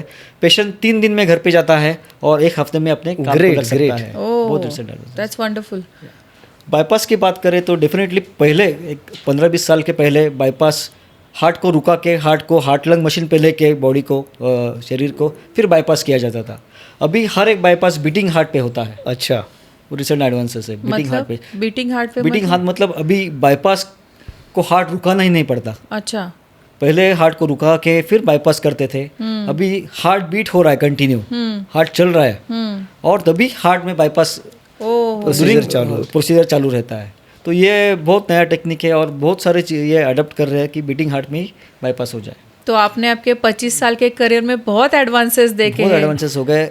इसके ऊपर जिनका हार्ट बहुत कमज़ोर है, जिसका हार्ट 15-20% काम कर रहा है, दवाई से भी बहुत इंप्रूवमेंट नहीं हो रही है, उसमें हम पेसमेकर या डिवाइसेस उसके पेसमेकर से भी जो एडवांसेस डिवाइसेस है उसको बिठा के हम थोड़ा हार्ट फंक्शन इंप्रूव कर सकते हैं। पेसमेकर से भी और एडवांस डिवाइस अभी आ चुके हैं। यस, एडवांस डिवाइस आ चुके हैं। उससे भी आगे अगर वो भी काम नहीं कर रहे, पेशेंट का हार्ट बहुत कमज़ोर है, तो हार्ट ट्रांसप्लांट एक थेरेपी है जो अभी इन रियल में हम देख रहे हैं। हम पुणे में या पुणे इंडिया सिटी में हार्ट ट्रांसप्लांट एटलीस्ट रोज़ डेली 1 हार्ट ट्रांसप्लांट तो होता ही है और the results are very beautiful. Patient को नया हार्ट मिलता है। यूजुअली हार्ट ट्रांसप्लांट के बारे में जो इंडिया में क्या होता है, जो यंग एज है, ब्रेड अर्नर है ऑफ फैमिली का, उसको हार्ट अटैक जाता है, उसका हार्ट कमज़ोर हो जाता है, who is bread earner of the family. So इसी एज में बिटवीन 30 and 50 एज में अगर हम उसका हार्ट ट्रांसप्लांट करें तो उसको एक नई जिंदगी मिल जाती है और फैमिली को भी नई जिंदगी मिल जाती है। डेफिनेटली। तो हार्ट ट्रांसप्लांट एक बहुत ही एडवांसेस। तो सर एक क्वेश्चन मेरा ऐसे था, कुछ दिनों पहले मैंने एक रिलेटिव्स के बारे में, हमारे क्लोज रिलेटिव्स में सुना कि उनको एसिडिटी जैसे हो रहा था, हार्ट बर्न हो रहा था। पहले उन्होंने ध्यान नहीं दिया कि चलो एसिडिटी है, मैं कोई एंटासिड ले लेता हूँ, मैं कोई लिक्विड पी लेता हूँ, and they managed it at home. But second day again he had the same symptoms and then he had to go to the doctor. वहाँ जाने के बाद उन्हें पता चला कि it was not acidity and it was related to heart. तो ये काफ़ी लोगों में हम सुनते हैं कि अरे एसिडिटी जैसे लग रहा था but it was a heart attack. तो आप उस पर थोड़ा सा इलाबोरेट करके बताएंगे हमें. ये बहुत ज़रूरी है जानना, क्योंकि आज भी इतना सब हमके पास मीडिया है, सब नॉलेज है, सब नॉलेज सब जगह से मिल रहा है, फिर भी लोग बहुत नेगलेक्ट करते हैं. एसिडिटी बहुत कॉमन चीज़ है. एसिडिटी किसको भी हो सकता है, कभी भी हो सकता है. यूजुअली जब एसिडिटी होता है तब मतलब छाती में जलन होता है, रिक्टोस्टोनल जलन होता है, या पेट में जलन होता है, पेट के ऊपरी भाग में जलन होता है. यूजुअली ये जो जलन है वो खाना खाने के बाद इमीडिएटली होता है या खाना खाने के बाद 2 घंटे बाद होता है. अच्छा. मे बी गैस्ट्रिक अल्सर और पेप्टिक अल्सर की वजह से. लेकिन कुछ कुछ पेशेंट में एसिडिटी सडन ऑनसेट होती है. मतलब उससे खाने का कुछ रिलेशन नहीं रहता, आराम से बैठे हैं और एसिडिटी हो गया, जलन हो गया, ऐसा है. तो लोगों को लगता है ये एसिडिटी है, नॉर्मल है, मुझे ऐसी एसिडिटी हमेशा होती है. लेकिन फ़र्क रहता है उसमें. हम जब पेशेंट को पूछते हैं कि ये जो आपको एसिडिटी हो रही है ऐसे पहले कभी हुई थी क्या, बोलता है पहले नहीं, पहले एसिडिटी ऐसी नहीं होती थी, पहले थोड़ी कम एसिडिटी होती थी. अच्छा. और दवाई से कम होती थी एसिडिटी. अभी जो एसिडिटी होती है वो थोड़े अलग किस्म की है, बहुत ज़्यादा है और दवाई से कम नहीं हो रही. और यूजुअली इसके साथ मुझे थोड़ा सा सांस भी लग रहा है, थोड़ा सा चलने को दिक्कत भी हो रहा है. अगर एसिडिटी है और दवाई से कम नहीं हो रही एसिडिटी, और तो इमीडिएटली जाके डॉक्टर के पास ECG निकालो. Most probably it can turn into an heart attack. Oh, ये तो बहुत सारे पेशेंट हमारे पास गैस्ट्रोएंटेरोलॉजिस्ट से आते हैं. लोग गैस्ट्रोएंटेरोलॉजिस्ट के पास जाते हैं कि एसिडिटी का करके है, लेकिन वो एसिडिटी नहीं रहता है, वो it is due to heart attack, due to heart problem. So अगर एसिडिटी बहुत साल से हो रही है और सेम सिम्टम्स है तो ओके, आप एक बार ECG कर लो. अगर ECG 2D को स्ट्रेस टेस्ट कर लो, आप समझ जाओगे एसिडिटी है, हार्ट का प्रॉब्लम नहीं है. अगर एसिडिटी के कैरेक्टर अलग है, जो हमेशा एसिडिटी होती है उससे कैरेक्टर अलग है, तो definitely go to doctor and get an ECG done and further investigation. Sir, ऐसी कोई और बीमारियां हैं जैसे एसिडिटी जो हार्ट अटैक को मिमिक करती है? ये एसिडिटी और गैसेस बहुत इंपॉर्टेंट चीज़ें है. उसके बाद gastroesophageal reflux disease very common, वो एसिडिटी मिमिक करती है. या कोई चेस्ट पेन है, वो भी मस्कुलर पेन भी अगर कभी लगता है होता एसिडिटी. लेकिन उसमें क्या रहता है, मस्कुलर पेन यूजुअली पोजिशनल रहता है, एक ही पिन पॉइंट पे दर्द होता है, दबाने के बाद दर्द होता है, पेशेंट बहुत रिलैक्स रहता है, नर्वसनेस नहीं रहता, एंग्जाइटी नहीं रहता, तो यूजुअली मस्कुलर पेन है. तो मस्कुलर पेन में और एसिडिटी और हार्ट अटैक, जो पेन है हार्ट अटैक का, उसमें डिफ्रेंशिएट होना बहुत ज़रूरी है. क्योंकि मस्कुलर पेन में हमको टाइम है, हमको वक्त है, हम पेशेंट के इन्वेस्टिगेशंस कर सकते हैं, पेशेंट को वापस बुला सकते हैं दवाई देके. लेकिन अगर हार्ट अटैक है तो उसमें टाइम बहुत कम रहता है. Time is muscle. जितना हम टाइम वेस्ट करेंगे उतना हार्ट को डैमेज होता जाएगा, उतना पेशेंट सीरियस होता जाएगा. जी बिल्कुल. तो ये डिफ्रेंशिएट करना बहुत ज़रूरी है. मैं बार बार वही दोहरा रहा हूं कि ECG करना बहुत इंपॉर्टेंट है, ताकि हम डिफ्रेंशिएट कर सके कि ये एसिडिटी है या रियली हार्ट का प्रॉब्लम है. बिल्कुल. अच्छा, ये मुझे ये भी जानना था कि ट्रीटमेंट तो आप समझो कैथ लैब में वगैरह आप कर लेते हो, अगर किसी को हार्ट अटैक अपने घर में या ऑफिस में आ जाए तो उसके लिए हमको इमीडिएटली तुरंत क्या करना चाहिए और क्या नहीं करना चाहिए? जब तक मेडिकल हेल्प हमको ना मिले तब तक हम लोग क्या करना चाहिए? जैसे कि मैंने बताया, हार्ट अटैक आने पे जो इमरजेंसी दवाई है, डिस्प्रिन है, अदर दवाई है, वो देना है. पेशेंट को रिलैक्स करना है, पेशेंट के कपड़े लूज़ करने हैं, पेशेंट को रिदमिक कफ करने के लिए बोलना है. और हार्ट अटैक के आगे जाके अगर मैसिव हार्ट अटैक है तो पेशेंट को कार्डियक अरेस्ट हो सकता है. बहुत इंपॉर्टेंट चीज़, अगर कार्डियक अरेस्ट होता है तो अगर उसको रिवाइव नहीं किया पहले 3 मिनट में, CPR देके, तो पेशेंट के हाई चांसेस है, पेशेंट के 100% चांसेस है पेशेंट बचेगा नहीं. CPR ये CPR एग्जैक्टली होता क्या है और उससे कैसे हम लोग दे सकते हैं? ये CPR बहुत इंपॉर्टेंट चीज़ है. CPR सबको आना चाहिए. CPR मतलब cardiopulmonary resuscitation. Cardiopulmonary resuscitation. Yes जी, CPR. ये जब हार्ट अटैक आता है, जब हार्ट अटैक मेजर होता है और उसके बाद कार्डियक अरेस्ट होता है. जब हार्ट अटैक मेजर होता है तब क्या होता है, हार्ट में इलेक्ट्रिकल डिस्टर्बेंस होता है. कभी कभी उस टाइम पे हार्ट 250 के स्पीड से चलता है, या कभी कभी हार्ट एकदम रुक जाता है, दिल एकदम रुक जाता है. तो उसी टाइम पेशेंट कोलैप्स होता है, पेशेंट का ब्लड प्रेशर कम होकर पेशेंट कोलैप्स होता है. उस टाइम हमको CPR देना है. जी. अगर पेशेंट कोलैप्स हो गया, हार्ट रुक गया, अगर ब्रेन को 3 मिनट ब्लड सप्लाई नहीं मिला तो पेशेंट की जान जा सकती है या पेशेंट ब्रेन डेड हो सकता है. तो CPR बहुत इंपॉर्टेंट चीज़ है. हम पूना में या महाराष्ट्र में मुहिम कर रहे हैं CPR की. हर एक स्कूल में जाके, हर एक पब्लिक प्लेस में जाके हम सीपीआर के डेमोन्स्ट्रेशन भी दे रहे हैं। सबको अवेयरनेस होना ज़रूरी है कि आपके घर में भी ये हादसा हो सकता है, तो आप उसके लिए सीपीआर सीख के तैयार रहें। सीपीआर बहुत इजी है। सीपीआर को कोई डिग्री की ज़रूरत नहीं है, कोई छोटा बच्चा भी दे सकता है, स्कूल गोइंग चिल्ड्रन भी दे सकता है, एडल्ट भी दे सकता है, बूढ़ा आदमी भी दे सकता है। इसको कोई डिग्री की ज़रूरत नहीं है, कोई वय की मर्यादा, एज की मर्यादा नहीं है। अगर पेशेंट को घर पे हार्ट अटैक आया, पेशेंट गिर गया, तो पहले आदमी को एक फ्लैट सरफेस पे सुलाना है जी, फ्लैट सरफेस सुलाना है और हेल्प के लिए जाना है। किसी दूसरे आदमी को बोलना है आप एम्बुलेंस लाके बुलाओ, इमीडिएटली एम्बुलेंस को बुलाओ। पुणे में हम या महाराष्ट्र में हम 108 करके एम्बुलेंस का नंबर है, उसको हम इमीडिएटली बुलाते हैं। जब तक एम्बुलेंस आए तब तक आपको क्या करना है, पेशेंट को फ्लैट सरफेस पे सुलाना है, which is hard surface. Check करना है पेशेंट कार्डियक अरेस्ट में है, पेशेंट बेहोश है, उसका हार्ट नहीं चल रहा है, उसके सांसें नहीं चल रही है, वो सब चेक करना है जी। बहुत फास्ट करना है ये। फिर पेशेंट के राइट साइड में या लेफ्ट साइड में नील डाउन होना है, घुटने के ऊपर बल नील डाउन होना है और हाथ ऐसा सीधा करके उनको कार्डियक मसाज देना है। ये जो अपना ब्रेस्ट बोन है, यहाँ पे सेंटर में उनको 1 मिनट में 120 कॉम्प्रेशन देने हैं। 1 मिनट में 120 compression, compressions। वो भी कॉम्प्रेशन बहुत इफेक्टिव होने चाहिए। एटलीस्ट 2 इंचेस और 5 centimetre compression should be there. Deep जाने चाहिए, उतना प्रेशर लगना ज़रूरी है। हार्ट तक पहुँचने चाहिए और कॉम्प्रेशन, फास्ट होने चाहिए, बहुत फास्ट भी होने चाहिए। 120 1 मिनट, हर 1 मिनट में 120 एक सेकंड में। या बराबर है। तो इसलिए हेल्प की ज़रूरत होती है। हम 1 मिनट या 2 मिनट के ऊपर हम कॉम्प्रेशन नहीं दे सकते, उसको बहुत ताकत लगती है या उसको आदत भी लगती है, या तभी उतना हमको एनर्जी चाहिए, जोश चाहिए, उसको हम सीपीआर दे सके, उसको हम बचा सके। अगर इफेक्टिवली सीपीआर मिला तो 10 में से 7 लोग कार्डियक अरेस्ट से बच सकते हैं। कार्डियक अरेस्ट आने के बाद भी बच सकते हैं। Great। अगर इफेक्टिव सीपीआर मिला और उसको एम्बुलेंस आने तक ट्रीटमेंट मिली, तब तक हम सीपीआर देते रहे ताकि उसकी जान बच जाए। एक बार एम्बुलेंस आ गई, एम्बुलेंस में डॉक्टर रहते हैं, बाकी सारे मशीन रहते हैं, ambulance will take over the patient. Right, तब तक एम्बुलेंस या मेडिकल हेल्प मिलने तक सीपीआर का महत्व बहुत ज़्यादा है। अगर मेडिकल हेल्प मिलने को 20 मिनट है, आधा घंटा है, तब तक सीपीआर देते रहो, बहुत ज़रूरी है। इसके आगे जाके कहूँगा मैं कि बहुत सारे जो जिम्स रहते हैं, जो कार्डियक वर्कआउट सेंटर्स रहते हैं, उसमें एईडी मशीन्स रहते हैं, डिफिब्रिलेटर मशीन्स रहते हैं, डिफिब मशीन्स रहते हैं, वो भी बहुत ज़रूरी है। अगर डिफिब मशीन है तो उसको यूज़ करना बहुत आसान है। हम जब मशीन उसको ओपन करेंगे तो मशीन खुद इंस्ट्रक्शन देता है, हमको 2 पैड लगाना है, एक पैड यहाँ पे, एक पैड यहाँ पे लगाना है और पेशेंट को शॉक देना है जी। उससे भी पेशेंट बच सकता है and definitely you can be a hero. Great great. तो सर अब तक आपने इतनी सारी अच्छी बातें बताई है हार्ट अटैक के बारे में, उसकी केयर के बारे में। जब आप बात कर रहे थे तो एक बात मैंने नोटिस की कि आप लाइफस्टाइल चेंजेस के बारे में बात कर रहे थे, लेकिन आजकल हम देखते हैं कि लोग अपने सेहत को लेके बहुत ज़्यादा लापरवाह हो रहे। बहुत सारी चीज़ें उसके लिए कारण है, जैसे इंटरनेट पे लोग जो वीडियोस देखते हैं वो खाने का मन होता है, फिर बाहर का खाना खाना, रात तक जागना, या बहुत ज़्यादा स्क्रीन टाइम बढ़ना, स्ट्रेस, बहुत सारी चीज़ें आपने अभी तक हमें बताई।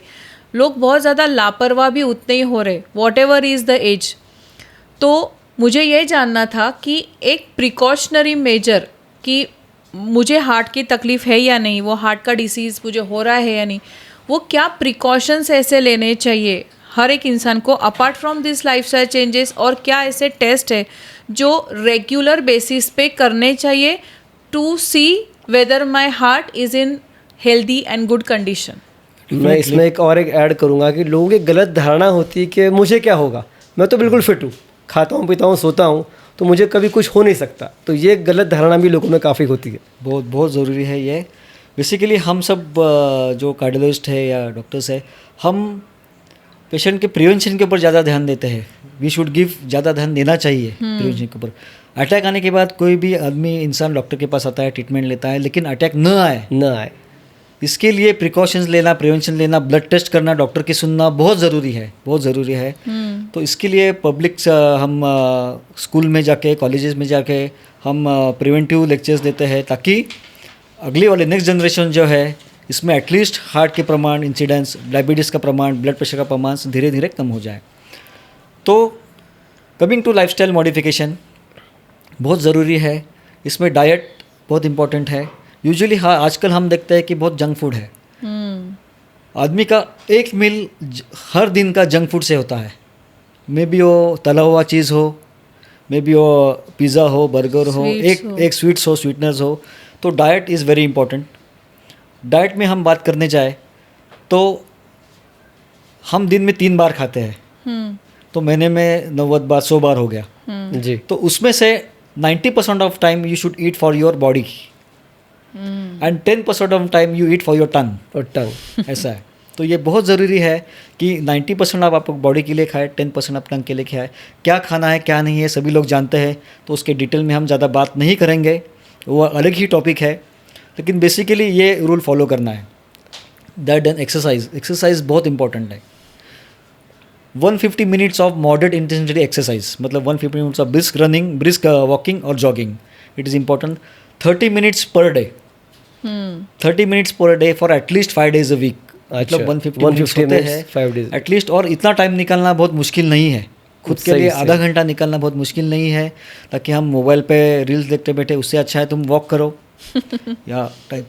तो ये चीज़ बहुत इंपॉर्टेंट है। 150 minutes of moderate intensity exercise per week, ये होना ही चाहिए। ये बचपन से लेके होना ही चाहिए। चाहे वो सुबह करो, दोपहर में करो, शाम में करो, Yes, पर yes, एक yes, दिन में एक एक वक्त दिन में निकाल के वो करना बहुत ज़रूरी है। उसके लॉन्ग टर्म इफेक्ट्स बहुत है। यूजुअली अगर एक्सरसाइज हम 40 एज के नीचे चालू करते हैं तो उसके बेनिफिट्स बहुत अलग है, और 40 एज के ऊपर चालू करते हैं तो benefits compare to early age कम है थोड़े से। लेकिन exercise definitely have to do it. जितना जल्दी शुरू हो सके लाइफ में एक्सरसाइज करनी ही चाहिए, उतना अच्छी है। बच्चों में, बूढ़ों में, सब लोगों में। डेफिनेटली। और मैं कहता हूँ हम बच्चे छोड़ देते हैं, बच्चे चॉकलेट खाने दो, पिज़्ज़ा खाने दो, बर्गर खाने दो। ये लाइफस्टाइल चेंजेस जो है, लाइफस्टाइल मॉडिफिकेशन जो है, वो चाइल्डहुड से ही होना चाहिए। ये जो संस्कार है वो चाइल्डहुड से ही होना चाहिए, ताकि आगे जाके वो संस्कार में बदल जाते हैं, हैबिट ना बने खाने की, बदल जाते हैं। जी। ऐसा है। थर्ड मतलब स्लीप, ये सब modification we have to do it. Sleep मैंने जैसे बताया, एटलीस्ट 7 hours स्लीप बहुत ज़रूरी है। Sound sleep, 7 hours sound sleep बहुत ज़रूरी है। और nap of 20 minutes in afternoon if required, बहुत ज़रूरी है, ताकि आप फ्रेश हो जाए। 20 मिनट का power nap definitely is important, so that आप वापस गेट अप हो जाते हो, वापस काम करने को आप फुर्ती मिलती है आपको। चौथा मतलब being social, you have to be very social. कुछ तो हॉबी रखो, you have to be social, कुछ तो हॉबी रखो, या दोस्तों के साथ जाओ घूमने को, दोस्तों को मिलो, चिट चैट करो, healthy discussion. Some hobby is very important. Being with family, being with friends, that is very important. And try to be in present tense. Okay. हम पिक्चर को गए और सोच रहे हैं यार मेरा वो काम पड़ा है, कैसे काम होगा, मेरे ये एग्जाम है, मेरे ये असाइनमेंट्स कंप्लीट करने हैं। हम सामने पिक्चर देख रहे हैं और सोच रहे हैं दूसरे बारे में सोच ऐसा है। तो be in present tense, you will be happy. वर्तमान में जीना जरूरी है। और ये टीनेजर्स के लिए तो बहुत ज़्यादा इम्पोर्टेंट है, क्योंकि उनको लगता है कि 30 सेकेंड्स की रील मतलब ज़िंदगी है। बराबर है। और एक बहुत इम्पोर्टेंट चीज़ है कि एक्सरसाइज के साथ योगा और मेडिटेशन बहुत इम्पोर्टेंट, दिमाग की शांति भी इतनी ज़रूरी है। मेंटल स्ट्रेस बहुत ज़रूरी है। आजकल मेंटल स्ट्रेस की वजह से, mental stress is as important as physical stress. मैंने जैसे बताया, mental stress is equivalent to a heart attack, equivalent to a coronary artery disease. Psychosomatic behaviour, जब हमारा दिमाग काम नहीं करता तब हमारा शरीर कैसा साथ देगा, ऐसा। बराबर। तो अपना दिमाग स्टेबल होना ज़रूरी है, ताकि हमारा शरीर उसको साथ दे, ताकि mental stability is very important. उसके लिए योगा, मेडिटेशन, इसका भी बहुत महत्व है, बहुत इंपॉर्टेंट है। योगिक होना बहुत ज़रूरी है, ताकि हमारी मेंटल स्टेबिलिटी रहे। योगा के वजह से अल्फ़ा लेवल्स बढ़ते हैं। Alpha waves are peaceful waves. Okay. So ताकि वी काम डाउन। योगा से हार्ट रेट कम होता है, धड़कन कम होती है, योगा से ब्लड प्रेशर कम होता है, और उसके बहुत सारे इफेक्ट्स हैं। कुल मिला के एक भागदौड़ भरी लाइफ में आपको अपने लिए वक्त निकालना बहुत ज़रूरी है, आपके मेंटल हेल्थ के लिए, आपके फिजिकल हेल्थ के लिए। जैसे मैंने बात किया, योगा से आपका ब्लड प्रेशर कम होता है, धड़कन कम होती है। हमारे कार्डियक में बीटा ब्लॉकर करके मेडिसिन है, उससे भी हार्ट रेट कम होता है, उससे भी ब्लड प्रेशर कम होता है। लेकिन उसके साइड इफ़ेक्ट है, ये जो पिल्स आते हैं साइड इफ़ेक्ट के साथ आते हैं। तो डेफिनेटली साइड इफ़ेक्ट्स है। योगा करना या मेडिटेशन करना या योगिक लाइफ जीना बहुत ही बेहतर है। जी बिल्कुल। और सर, आप प्रिकॉशनरी जो टेस्ट के बारे में मैंने पूछा कि रेगुलर लाइफ में सबको और किस एज के लोगों को और किस ड्यूरेशन से कौन से टेस्ट करवाने चाहिए? ये बहुत इंपॉर्टेंट है। हम हमारे पेशेंट को हर बार बोलते हैं कि ये टेस्ट 6 महीने बाद करके लाओ, 1 साल बाद करके लाओ। बेसिकली एक बहुत इंपॉर्टेंट चीज़ बोलना चाहता हूँ मैं। यूजुअली पेशेंट अपने पास आते हैं, बोलते अभी ब्लड टेस्ट हुआ है डॉक्टर साहब, अभी ब्लड टेस्ट हुआ है। अभी यानी 4-6 महीने पहले हाँ, ढूंढने जाते हैं 4 साल महीने नहीं, 4 साल हुए रहते हैं। 4 साल हुए रहते टाइम इतना जल्दी बीतता है ना, मालूम ही नहीं पड़ता, ऐसा है।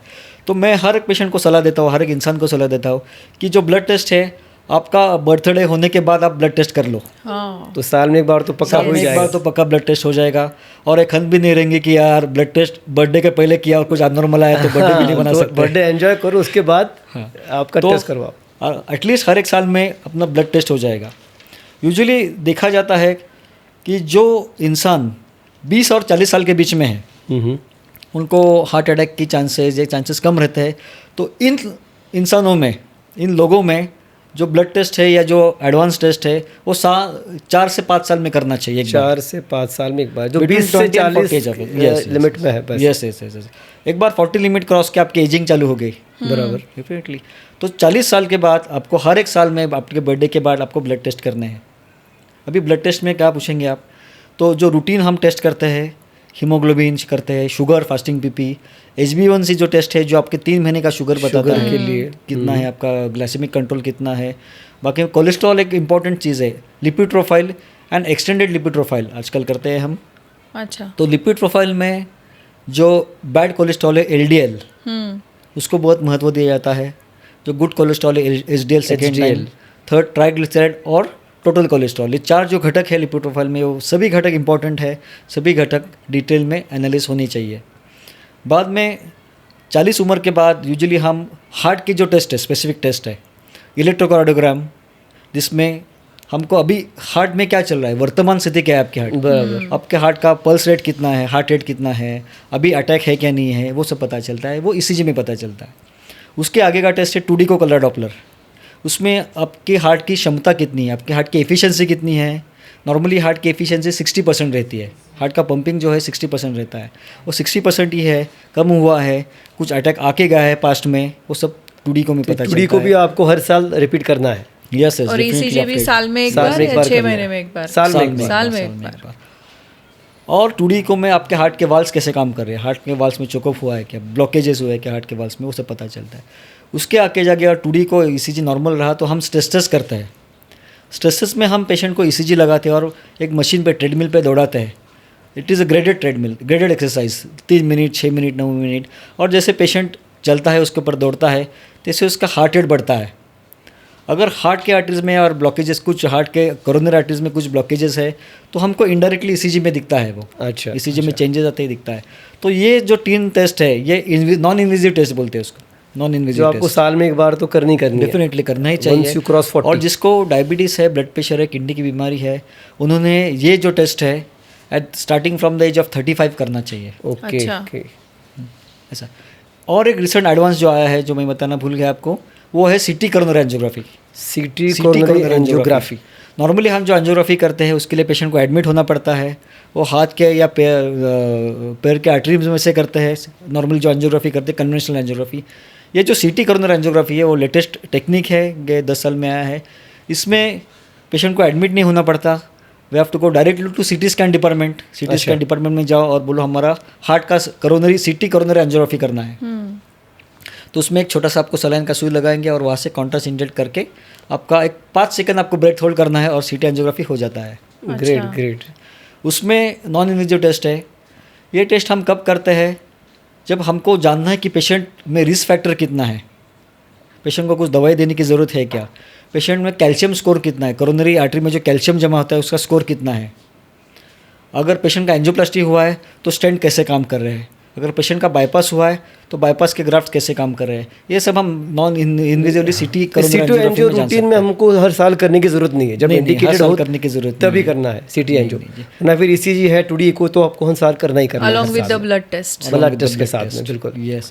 अगर आपके डॉक्टर ने बोला कि CT एंजियो की ज़रूरी है, जिसको डायबिटीज़ है, जिसका कोलेस्ट्रॉल ज़्यादा है, तो उस पेशेंट में, या जिसका स्ट्रेस पॉजिटिव है, उस पेशेंट में हम CT एंजियोग्राफी एडवाइस करते हैं। एडवाइस करते हैं बिल्कुल। सर इन सारी बातों में एक बात मुझे बहुत प्रोमिनेंटली पूछनी है, कब से मेरे दिमाग में वो घूम रही है, कोलेस्टेरॉल के बारे में। लोगों को लगता है कि अगर मेरा वज़न ज़्यादा है या किसी का भी अगर किसी को ओबेसिटी है तो उनको लगता है कि अगर ओबीज है तो ही कोलेस्टेरॉल की तकलीफ़ है। बट मैंने देखा है कि जो लोग बहुत थिन है, पतले हैं, अंडरवेट है, कुछ भी है, उनमें भी कोलेस्टेरॉल की तकलीफ़ है एंड वो लोग उनकी केयर भी नहीं ले रहे। तो क्या आपका फिज़िक, आप अंडरवेट हो, मॉडरेट वेट हो, ओवरवेट हो और कोलेस्टेरॉल, इसका हार्ट अटैक से या हार्ट डिसऑर्डर से कैसे रिलेशन हो सकता है और वो कोलेस्टेरॉल के लिए हम कैसे ख्याल रख सकते हैं अपना? बहुत कॉमन क्वेश्चन है, बहुत बढ़िया है। बहुत बार पेशेंट आके पूछता है मुझे, यार मेरा 45 किलो वज़न है, मेरा बाईपास हो चुका है। बाईपास मतलब डायबिटीज़ नहीं है, ब्लड प्रेशर नहीं है, कुछ नहीं है, फिर भी मुझे कोलेस्ट्रॉल ज़्यादा है और बाईपास हो चुका है। तो कोलेस्ट्रॉल के बारे में बहुत सारी मिथ्स है। हम मैसेजेस भी देखते हैं कि कोलेस्ट्रॉल आउटडेटेड है, कोलेस्ट्रॉल की दवाई लेने की कुछ ज़रूरत नहीं है, लेकिन ऐसा नहीं है। बहुत सारे मिथ्स है कोलेस्ट्रॉल के बारे में। लेकिन आपने जैसे पूछा, वैसे थिन बिल्ड पेशेंट है या लीन पेशेंट है तो उसमें भी हाइपर कोलेस्ट्रोलेमिया हो सकता है, कोलेस्ट्रॉल ज़्यादा हो सकता है, उसके भी एंजियोप्लास्टी हो सकती है, उसका भी बाईपास हो सकता है, उसको भी हार्ट की बीमारी हो सकती है। ये सब जेनेटिक्स है, मतलब most of the things are detected by genetics. ऐसा है। बहुत बार देखते हैं हम फैमिलियर हाइपर कोलेस्ट्रेमिया बोलते हैं। एक पेशेंट रिपोर्ट लेके आता है, 34 ईयर्स में रिपोर्ट लेके आता है, सब कुछ नॉर्मल है, अच्छा सब कुछ लाइफ चल रहा है, कुछ एडिक्शंस नहीं, कुछ नहीं, फिर भी मेरा ट्राइग्लिसराइड ज़्यादा है, मेरा कोलेस्ट्रॉल ज़्यादा है। तो फैमिलियल हाइपर कोलेस्ट्रेमिया ये बहुत कॉमन है। It is found in 1 in 250 persons. It is so common. 250 लोगों में एक आदमी को फैमिलियल हाइपर कोलेस्ट्रेमिया लेता है या फैमिलियल हाइपर ट्राइग्लिसराइडेमिया हो सकता है और उसके वजह से उसको हार्ट का प्रॉब्लम हो सकता है। तो उनको तो लाइफ लॉन्ग फिर दवाई लेनी पड़ती है। डेफिनेटली। इसलिए हम अगर 20 एज के ऊपर है तो हम डेफिनेटली बोलते हैं कि कोलेस्ट्रॉल चेक करो आपका, क्योंकि बहुत सारी इसमें फैमिलियल हाइपर कोलेस्ट्रेमिया हो सकता है, ताकि आगे जाके उनको हार्ट की बीमारी हो सकती है। या और ऐसा कुछ कोरिलेशन है कि कभी कभी ओबेसिटी है जो फैमिलीज में रहती है। बहुत सारे ओबेसिटीज पेशेंट देखे हमने जिनके कोलेस्ट्रॉल लेवल नॉर्मल है, जिनका एंजियोग्राफी भी नॉर्मल आता है। तो it runs in families, sometime पूरे फैमिली में ओबेसिटी रहता है। बराबर। अच्छा। तो तो नॉट नेसेसरी कि थिन पेशेंट में ही कोलेस्ट्रॉल नॉर्मल है, थिन पेशेंट को कुछ नहीं होगा, लीन पेशेंट को कुछ नहीं होगा, और ओबेस पेशेंट को कोलेस्ट्रॉल ज़्यादा होगा, उसको हार्ट की बीमारी ज़्यादा होगी, ऐसा कुछ नहीं है। किसी में कुछ भी हो सकता है, तो आप उसके लिए खुद को तैयार रखें। डेफिनेटली। बहुत सारे हमारे फैकल्टी है कि हमने डॉक्टर्स देखे हैं जिनको कुछ भी एडिक्शंस नहीं है, सिर्फ स्ट्रॉन्ग फैमिली हिस्ट्री है और जिनको हार्ट की बीमारी है। सर मेरा एक आखिरी सवाल आपसे कि जैसे हमने शुरुआत में बताया था कि वुमेन एंड मेन दोनों को ये हार्ट अटैक की समस्या हो सकती है, तो क्या महिलाओं में, वुमेन में ये सिम्टम्स जो मेन में आते हैं वो सेम ही रहते हैं या कुछ अलग भी हो सकता है उसमें? Definitely, very good question. हमारे यहाँ इंडिया में वुमेंस के सिम्टम्स को बहुत नेगलेक्ट किया गया है। नेगलेक्ट किया गया, सही बहुत नेगलेक्ट किया गया। अगर वुमेंस ने कुछ कहा तो बोलते ठीक है, हो जाएगा, कुछ सीरियस नहीं है। ज़्यादा काम घर में किया होगा तो शायद तकलीफ हो चुकी तो हो। टेंशन स्ट्रेस रहेगा, उससे भी हो सकता है जी।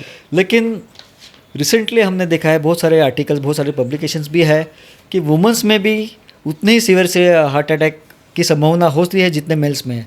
और आजकल लाइफस्टाइल चेंजेस की वजह से वुमेंस में भी risk factors, stress, smoking, addictions, ये भी काफ़ी कॉमन है as compare to males. Womens में थोड़े से सिम्टम्स थोड़े अलग हो सकते हैं because hormonal in hormones in women protect them from getting the similar symptoms as compared to men. लेकिन अगर वुमेंस में भी कुछ अटिपिकल सिम्टम्स नज़र आए, अगर चेस्ट पेन है, अगर सांस लग रही है, तो डेफिनेटली वुमेंस के सिम्टम्स को भी उतना ही सीरियसली लेना चाहिए जितने हम मेल्स के सिम्टम्स को लेते हैं। जनरली वीमेन को बताया जाता है ठीक है, आराम कर ले, काम किया है, काम किया, ज़्यादा ऐसा हुआ कुछ नहीं होता, स्ट्रेस वेस कुछ नहीं होता, बस हो जाएगा। So this should not be neglected. Definitely, it should not be neglected and they have to be taken seriously. Exactly. So sir, इतने वंडरफुल सेशन के बाद एक मिथ्स एंड फैक्ट्स का राउंड तो बनता है। Definitely. So I have few questions for you. Shall we start? Definitely. Okay. Yes. So my first question is, if I have heart disease, I should avoid exercise to not to strain my heart. Is it myth or fact? It is myth. You have to do exercise, but at that level, you have to consult your doctor, consult your cardiologist, and do a graded exercise. अच्छा। और आपको heart की बीमारी है, आपका bypass हो चुका है, तो आपको चलना मना नहीं है, you have to walk, you have to do exercise, but that exercise will be different level as compare to normal person. क्योंकि ठीक है आपका एंजियोप्लास्टी हुआ है, बाईपास हुआ है, अगर आप कुछ नहीं करेंगे, बहुत सारे पेशेंट्स आते हैं अभी मेरा बाईपास हुआ है मुझे कुछ नहीं होगा, एंजियोप्लास्टी हुआ कुछ नहीं होगा, लेकिन ये मिथ है। क्योंकि सेम पेशेंट को सेकेंड टाइम भी वापस ब्लॉकेजेस हो सकते हैं, सेकेंड टाइम भी बाईपास लग सकता है, सेकेंड टाइम भी एंजियोप्लास्टी लग सकता है। हमने बाईपास करके एंजियोप्लास्टी करके क्या किया है, उनके लाइफ को बढ़ाया है, उसके सिम्टम्स को कम किया है, ऐसा है। लेकिन उसको वापस उनको ऐसे पेशेंट को टेंडेंसी रहती है ब्लॉकेजेस होने की, तो ऐसे पेशेंट को बाईपास हो या एंजियोप्लास्टी होने के बाद भी रेगुलर एक्सरसाइज और लाइफस्टाइल मॉडिफिकेशन करना ज़रूरी है। Okay. Taking aspirin every day prevents heart attack in everyone? It is myth. It is myth because there are lot of controversies. Aspirin लेने का या नहीं देने का, इसमें बहुत सारी कंट्रोवर्सीज है। लेकिन अगर आपका कोलेस्ट्रॉल कंट्रोल में है, आपका कोरोनरी कैल्शियम स्कोर, मैंने जो आपको बताया कि सीटी कोरोनरी एंजियोग्राफी में देखते हैं हम, coronary calcium score less than 100 है, तो आपको एस्पिरिन लेने की ज़रूरत नहीं है। आपको सिर्फ ब्लड प्रेशर है, मैंने काफ़ी सारे पेशेंट दिए जिनको सिर्फ ब्लड प्रेशर है, डायबिटीज़ नहीं है, हार्ट का कुछ तकलीफ नहीं है, बाकी सब रिपोर्ट्स अच्छे हैं, उनको एस्पिरिन दिया जाता है। It will cause more harm then benefit. अच्छा, तो जिसके रिपोर्ट सब नॉर्मल है, जिसका कोरोनरी कैल्शियम नॉर्मल है और जिसका शुगर कंट्रोल में है, उनको एस्पिरिन लेने की बिल्कुल ज़रूरत नहीं है। okay. All chest pain means heart attack? It can be myth or it can be fact, but definitely sometime over treatment is better than under treatment. So it is fact. You have to consider all chest pain as cardiac unless prove otherwise. Okay. अगर non cardiac निकला तो अच्छे win win situation है, लेकिन अगर cardiac निकला और आपको ट्रीटमेंट नहीं मिला तो आपको जान जा सकती है, आपको ट्रीटमेंट मिला तो आप बच सकते हो। Okay. If I don't have high cholesterol, I am safe from heart disease? No, this is definitely a myth. Cholesterol is just one factor. One of the factors. One of the factor for heart disease. There are many other factors, as I have told. Stress is one of the important factor. Addictions are one of the important factor. So there are many other factors. Diabetes is one of the other factor. Thyroid. So cholesterol is just one factor, and if your cholesterol is normal, it doesn't mean that you will not get a heart attack. You will not suffer from heart disease. Okay. If you snore, it's just an annoying habit and not dangerous? It is definitely dangerous. It is a fact. Acha? Snoring is definitely dangerous. I have just skipped. And snoring is one of the important risk factor for heart attack, for hypertension, for diabetes. Oh. Because of snoring, your sleep cycle is disturbed and you wake up every 15-20 minutes during your sleep, and that increase the risk of heart attack, increase the risk of having a hypertension. So definitely snoring has to be taken as seriously as any other symptoms of heart attack or any other risk factors of heart attack. और आजकल हम हर एक patient को पूछते हैं, अगर लीन patient भी है उसको पूछते हैं स्नोरिंग है क्या। अच्छा, बहुत इंपॉर्टेंट, क्योंकि स्नोरिंग की वजह से खुद को भी तकलीफ होती है, हाँ और ना। जो अपना पार्टनर है उसको भी तकलीफ होती है। बीवी की हमेशा शिकायत रहती है मैं बहुत स्नोर करता हूँ, लेकिन लेना पड़ेगा सीरियस इस चीज़ को। जैसे एक्टिव स्मोकिंग है, स्पाइसी स्मोकिंग है, वैसे इसका भी इफेक्ट दोनों पे होता है, अपने पार्टनर पे भी होता है। Thank you so much doctor Hasmukh Gujar sir. आज आपके इस सेशन ने सिर्फ मुझे ही नहीं, मुझे लगता है हमारे सारे ऑडियंस को भी स्पीचलेस बनाया होगा, and at the same time they must be thinking कि मैंने मेरे हार्ट के लिए क्या किया है, मैंने मेरे दिल के लिए आज क्या किया है। और आज का सेशन इतना ज़्यादा इम्पोर्टेंट था कि हम सबको खुद का जितना ख्याल रखना चाहिए, खुद के दिल का ख्याल रखना चाहिए, और ये एक दिन में नहीं होगा। It should be a lifestyle change and it should be a habit. सही बात है। और बहुत सारे अच्छा सेशन हुआ आज। राज खुले हैं दिल के बारे में, जो यकीनन हमारे दर्शकों को भी बहुत पसंद आएंगी और उनकी आंखें भी खुल जाएगी क्या करना है क्या नहीं करना है। सर आपका बहुत बहुत शुक्रिया यहाँ आने के लिए और हमारा ज्ञान हमारे हार्ट की तरफ से बढ़ाने के लिए। एक बार आपका बहुत बहुत वापस Thank you so much for being here and giving your valuable time and such valuable precious information. Thank you so much. Dr. Mukesh and Dr. Rashmi for inviting me. Thank you. तो मुझे पूरा यकीन है कि इस episode को देखने के बाद हार्ट अटैक से बचने के लिए हमें क्या करना चाहिए और क्या नहीं करना चाहिए ये अब तक सबको पता चल गया होगा। आप अपने दिल का ख्याल रखिए, दिल आपका ख्याल रखेगा, क्योंकि हर दिल कुछ कहता है। तो आज के पॉडकास्ट में हमने देखा, सीखा और जाना कि अपनी सेहत अगर अच्छी रखनी है तो आपको आपके दिल की बात ज़रूर सुननी होगी। इसी तरह के नॉलेज भरे पॉडकास्ट के लिए, वीडियोस के लिए हमारा चैनल बातों बातों में एक मुलाकात किसी खास के साथ को लाइक, शेयर एंड सब्सक्राइब ज़रूर करें। Don't forget to hit the bell icon so that you won't miss a single important episode. Till then, Stay happy. stay excited.